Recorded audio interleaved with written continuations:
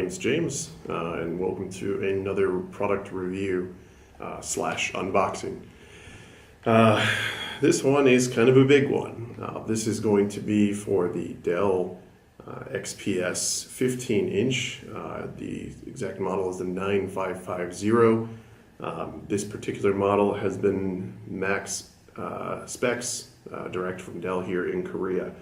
What this one here is using is your Core i7. It has 16 gigabytes of RAM, and this particular model I opted to go with the 1 terabyte SSD.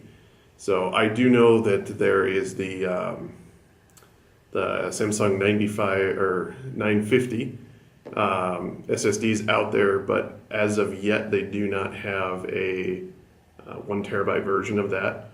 So inside here is the Samsung 951 1 terabyte. And I just wanted to clarify some things. I mean, there's a lot of unboxings and reviews out there, and 3 months, 6 months in reviews, and I wanted to say some things that I kind of found interesting, and some things that I found that were not really all that true.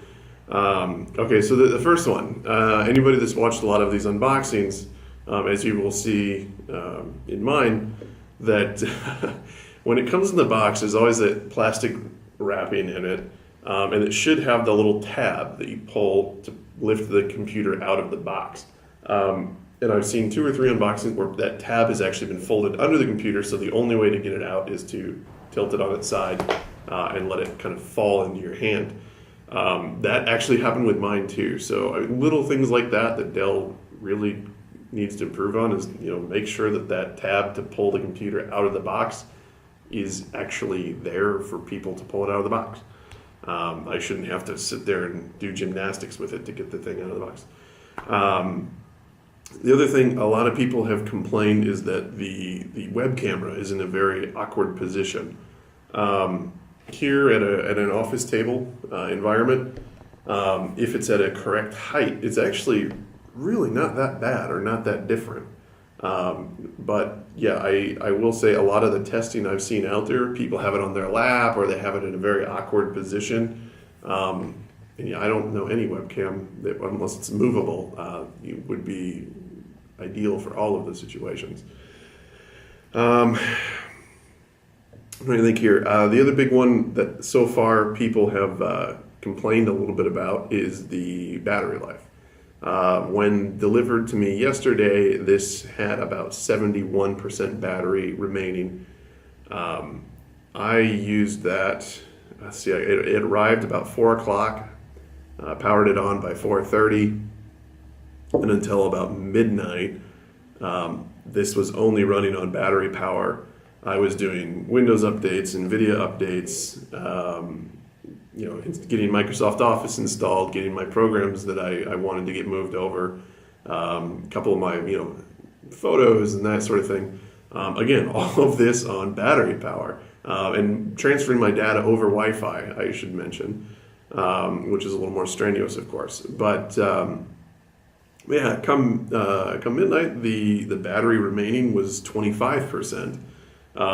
So you can kind of take that for what it's worth. Now, granted, I wasn't doing any video editing at that time, but still, people that are saying, "Oh, I only got 3 hours out of it," obviously they're doing some gaming, or they're doing some heavy, hardcore software. That's, or I should say, they're using some software that is very strenuous on the computer and on the battery. But yeah, so far it's not too bad. The thing that's not a big, struggling for words today, I apologize. The thing that's not very well publicized out there, or I've seen a lot of talk about, is light bleed on this screen.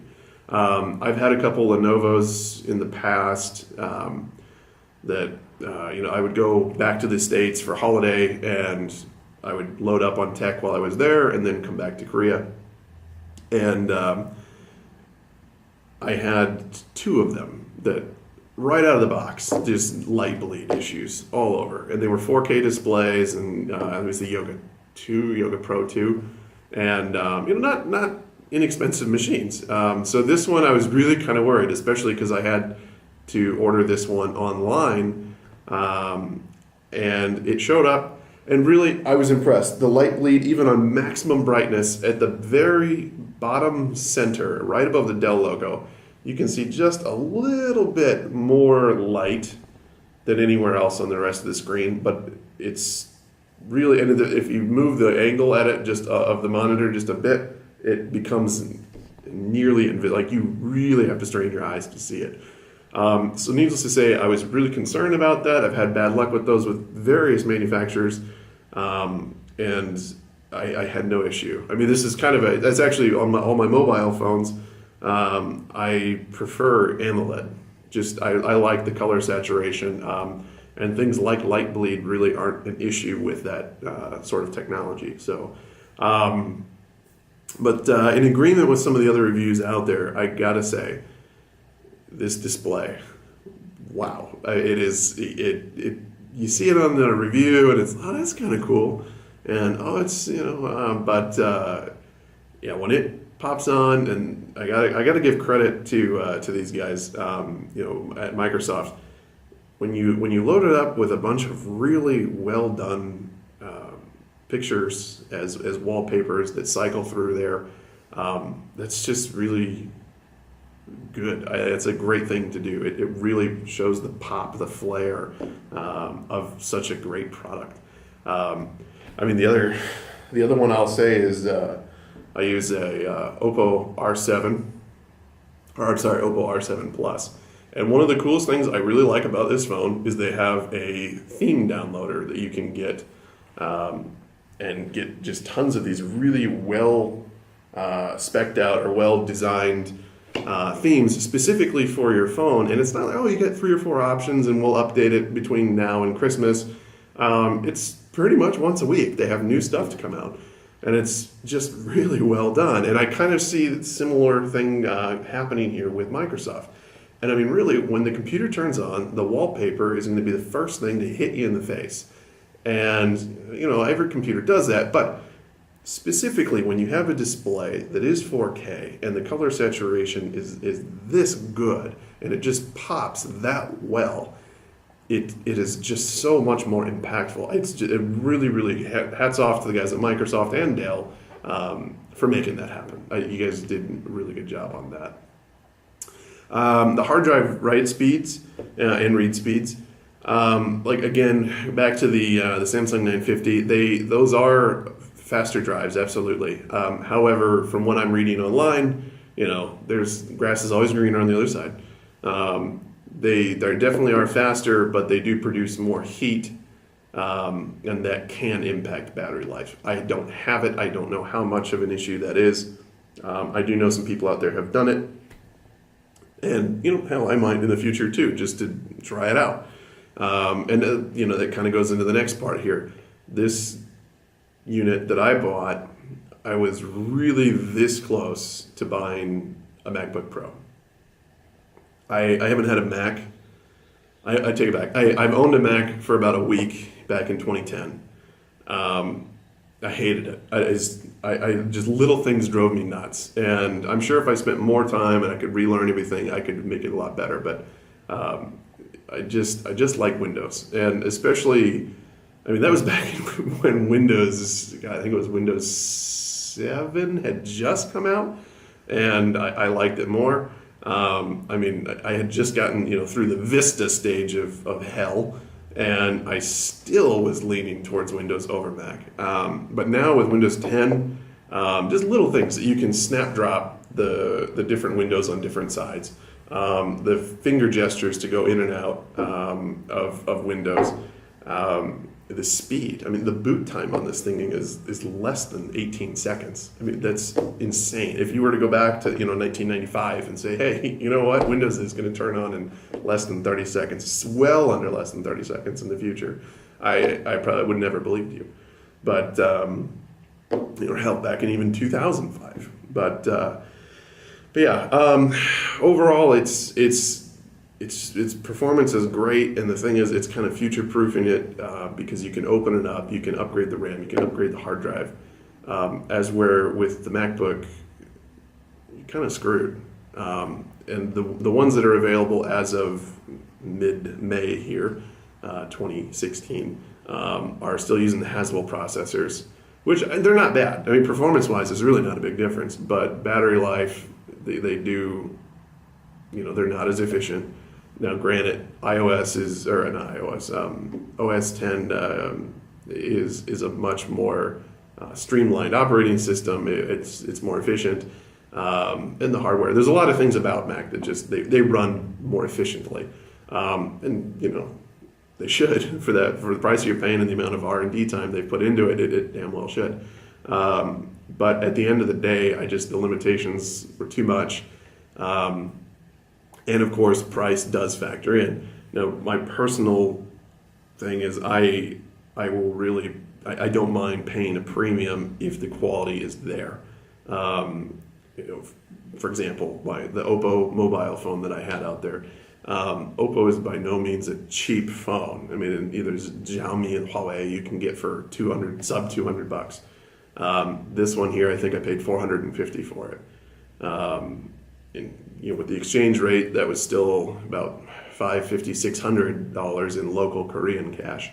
But I really liked it. The battery life was great on it. Everything that I wanted it for was great. I don't do a lot of games or anything on that, so the mid-tier processor on it was fantastic. And I really wanted the battery life, which that phone has delivered time and time again. For 2-3 days, I don't have to recharge it if I don't want to. But so with this one here, when I went to computers, I am kind of on the opposite. I wanted something that will just score a home run. I want something that was an absolute heavy hitter beast. Before this, I had the Surface Pro 3. Even upgraded the keyboard on that to a Surface Pro 4 keyboard. Will say 2 quick things. Surface Pro 3, amazing tablet. The Surface Pro 4, if you can get it for about the same price, also an amazing tablet. I had the, again, highest spec model, the 512 with 512 SSD with the i7. Great unit, but unfortunately, because of the size, thermal issues pop in, and sorry, got a mosquito in here. Thermal issues do pop into it. See, there he is. He's going to be annoying. But so that kind of is limiting, especially as I'm getting more and more into video editing. But yeah, so for this one here, against the MacBook, jumping back to the performance and price issues, the price on the MacBook in Korea with the 1 terabyte hard drive is about 4 million Korean won, which is about $3,700.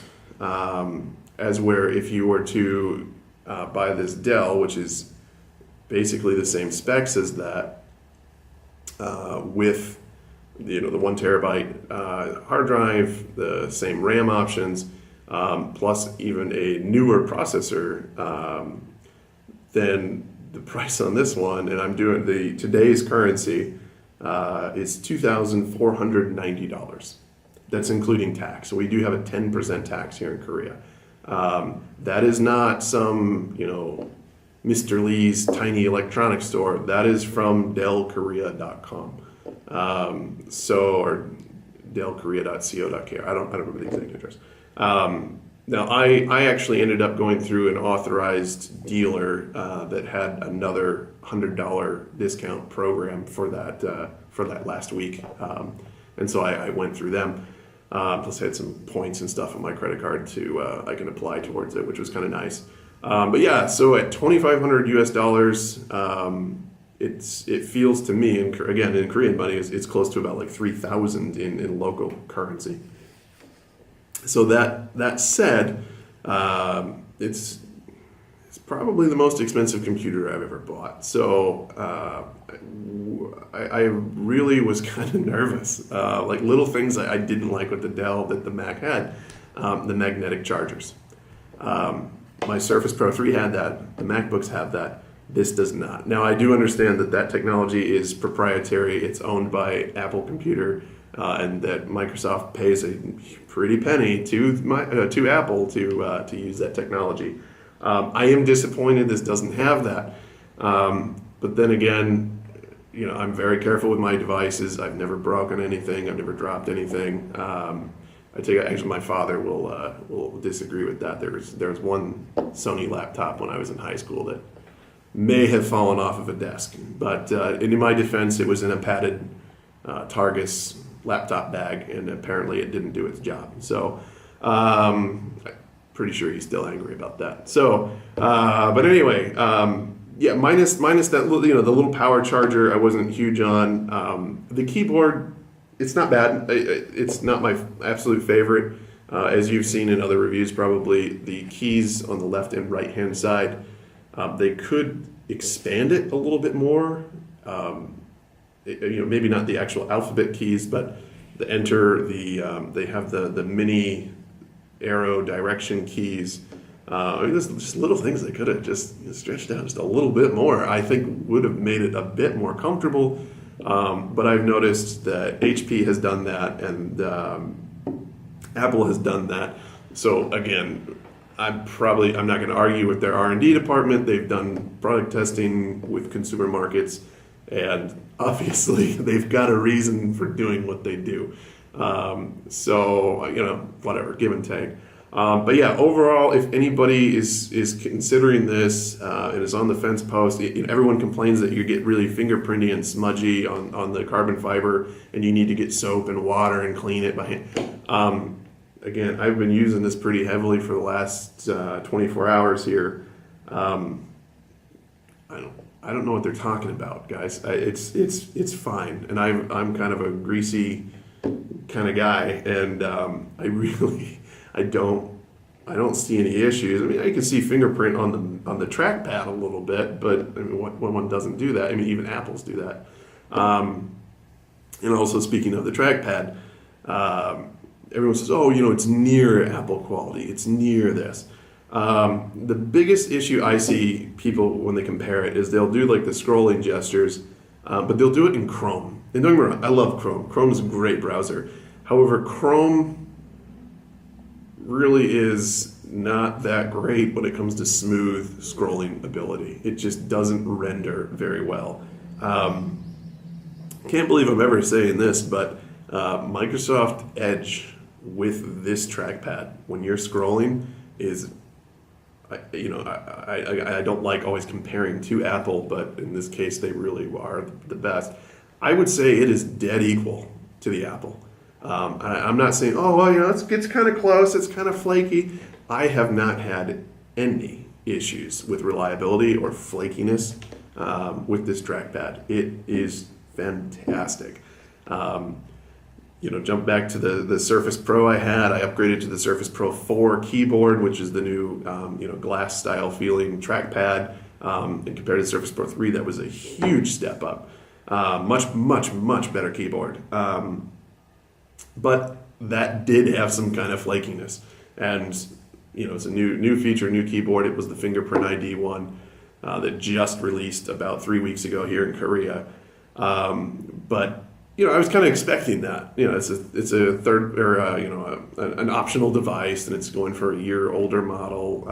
Compatibility issues there, but yeah, this one here on the Dell, as much as I like the Surface Pro 4 keyboard, this is another step in the right direction. The feel is pretty similar, but the actual control and reliability and just the fluidness of the movement, absolutely stellar on this device.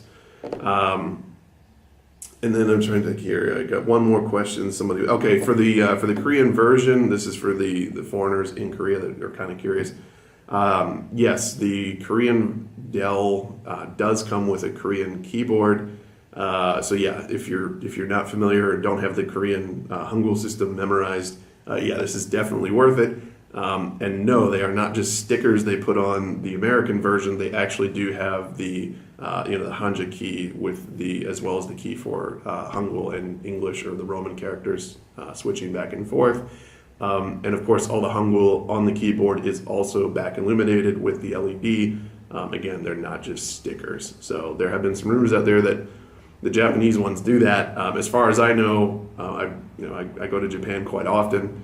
I didn't see the 15-inch XPS, but I saw the 13, and the 13s in Japan, they do have the Japanese characters with backlit all around, not just the Roman characters.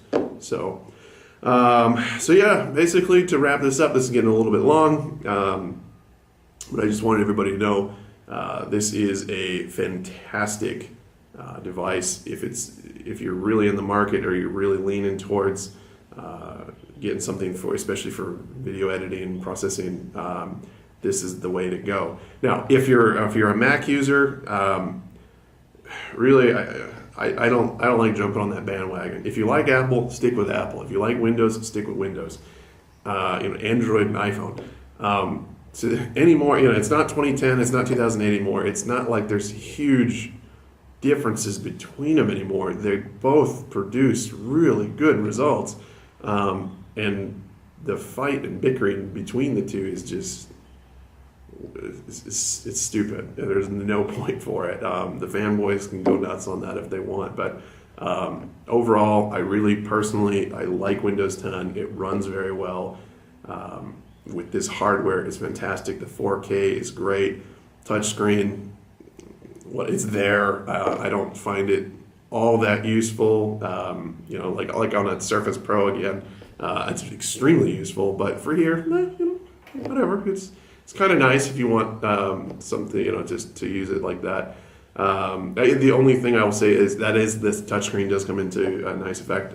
In my job here as a consultant, I have PowerPoints that I will show to my many bosses, and they of course are most of them wear glasses, so they kind of like they can just reach out, zoom in on text and zoom out just like they would a phone. They almost kind of come to expect that with the devices that I bring to the table with these guys, so that's kind of nice. And especially in Korea, where a lot of the computers are LG and Samsung, and most of those things like the Gram and the Notebook 9 from Samsung, they do not offer touchscreen. It's just kind of a nice, kind of unique feature here in this market. But I'm sure in the United States and Canada and the EU that's a little more standard. So, all right. So if anybody has any comments, questions, or concerns, put in the comments below. Be happy to answer it for you. Again, this is the 9550 product, but it has been upgraded with the 1 terabyte hard drive. And yes, sorry, last thing. Some people were asking, did I get the skin for it? Yes, I did get the skin. I can't remember the brand name. Whatever. You guys can look around on it. But it's about $50 for the bottom keypad, or I'm sorry, the bottom of the unit, the trackpad, the logo here on the back, as well as the top. I decided to go with blue carbon fiber for everything except the logo, which will be a brushed steel. That should be arriving here sometime this week. Like I said, from Toronto to Korea. I'll have to do that. So if you guys want to see a review on that or photos on that, put it in the comments below. If not, you can go see the demonstration ones on their website. And I'll put a link to their company here in the description. So again, thanks for your time, guys. Hope you enjoyed this review, and let me know what you think down below. Have a good one.